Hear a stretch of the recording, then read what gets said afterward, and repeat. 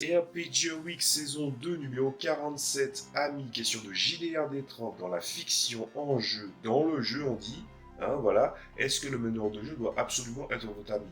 Doit-il être l'ami des joueurs? Pour moi je pense que oui, c'est le minimum, mais c'est pas une vérité, on va dire majoritaire. Le meneur de jeu a énormément de choses. Il est le référent des règles, il est le maître de cérémonie, il est l'incarnation des personnages, bon, mauvais, créatures neutres, etc., etc. Et aussi, il doit animer le monde et créer un certain dynamisme.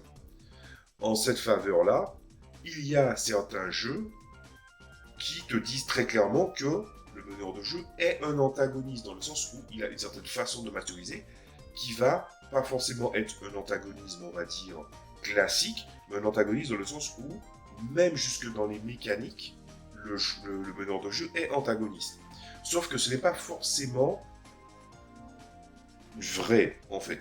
Alors que dans n'importe quel jeu, on va dire, qui sont soit, on va dire, dans les jeux les plus répandus ou les plus joués, tu incarnes juste tout ce que je viens de dire là, tu enlèves le côté antagonisme, et ce que tu représentes, c'est pas un antagonisme, c'est l'adversité. Pour autant, est-ce que le meneur de jeu en jeu doit absolument être l'ami des joueurs? Je pense que un bon élément pour déterminer ça, c'est quand tu as un joueur qui fait un succès critique, ou il réussit un jet presque impossible. Tu es aussi heureux qu'eux quand ça arrive ou pas? Parce qu'il y a des joueurs sur lesquels je suis tombé, ils sont surpris, en fait, du fait que tu sois aussi heureux qu'eux, qu'ils réussissent.